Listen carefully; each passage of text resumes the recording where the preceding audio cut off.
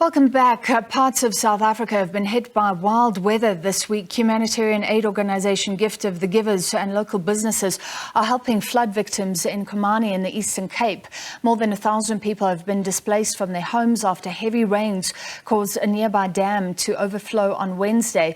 Let's check in with the Gift of the Givers. We are joined by the Eastern Cape co-ordinator, Corene Conradie. Corene, thank you for being with us. Firstly, you've confirmed that a baby was born in the midst of turmoil, but the mother was missing. Is that still the situation? Is the baby okay?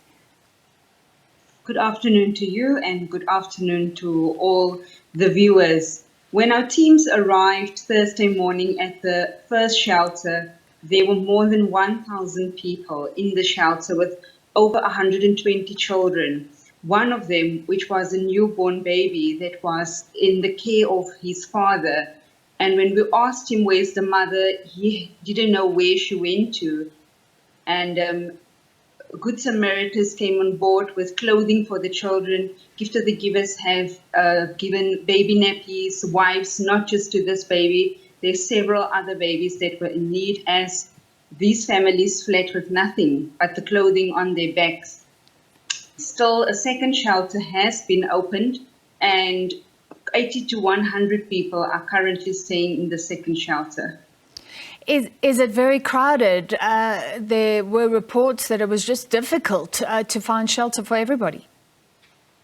It is very crowded, especially with the lots of children and the lots of babies. And families were complaining that they are placed in small spaces with other families into small rooms. The male have been separated from the females. But it is very, very crowded as it's a lot of families and there were not enough space available. Hence, the local municipality and disaster management are still busy opening up new space as more people might be evacuated. Since this morning, few more houses have collapsed and have been affected. And up to this morning, they were still evacuating more families. Sure. So well over 1,000 people have been affected here. That's correct, yes. In the one shelter, as I've mentioned, they are close to 1,500. And that's why they had to open a second shelter. We need to understand that it is 4 different municipalities that have been hit by the floods. It's not just Konami, Queenstown.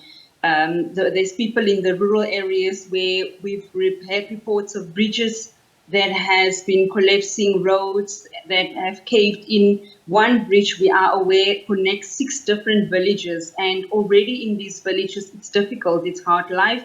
And at the moment, our trucks are just can't access these villages because of the collapsed bridge. So are there quite extensive areas you're suggesting that are simply inaccessible? So we don't know what the people are experiencing there? Yes, in the Inokunjima municipality, they did say 227 households are affected. Fortunately, in rural areas, families are staying close to one another. So these people are not moved to a temporary shelter, but they are staying with relatives. So that's apart from the Queenstown. In the rural areas, we've heard of the 227 households. We've also heard that a 50-year-old man has died in our meeting with disaster management when his house collapsed on him, which is also in one of the rural Emalahleni villages. Was it very sad? I mean, looking at the people in those crowded conditions now, I remember Konami was hit by power outages since November. Those power cuts are frequent. There have been protests with residents demanding the dissolution of Inokunjima municipality, saying they are simply failing. So people in a tough situation now again hit by very serious circumstances and losing their homes completely. We've heard that few stores have closed, few businesses earlier this year have closed in Queenstown itself, adding to more job losses. These families are anxious. Most of them are not permanent workers. They are going out in the morning to get what they call piece jobs to earn an income. And now having lost everything, they are devastated. Children are returning to school Monday. with no clothing, school uniform, with no stationery, not even a proper backpack.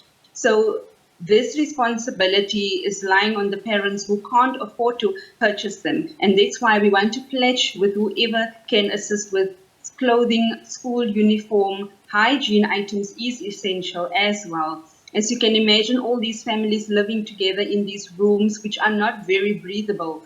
So hygiene items is also an essential need at this moment, besides the food that we already are providing for them. So we understand some businesses have come forward, so you're appealing for more help. Do people then just contact Gift of the Givers if they'd like to get involved? Yes, that's correct. Some businesses like Caltex Garage have brought baby nappies. Some people have brought baby formula, toiletries for the children. The Rotary Club is also involved, which we want to thank them for their assistance. But we don't know how long these families are going to have to stay in these shelters. When I spoke to the lady at the shelters, she said she was told 2 to 3 months. We do understand that the Department of Human Settlements said that they are preparing 100 household structures, but there's hundreds of families affected. So they might stay longer in these shelters. So ongoing support and help is needed.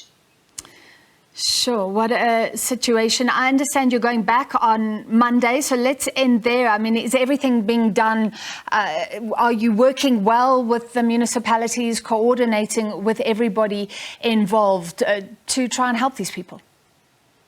Yes, we are working with the local municipality, with disaster management, social development, and they've been honest with us to say that they can only at this stage supply blankets. They do not have a budget to give food parcels or food, and that's why we are there as a support vehicle to these departments to support them. But they are keeping us informed all the time of what's happening, and our trucks will come from KZN with more aid in Monday's week, and then our team will return. The immediate need was blankets, was food parcels, hygiene items, even drinkable water, which our team have delivered, and we're also supplying hot meals.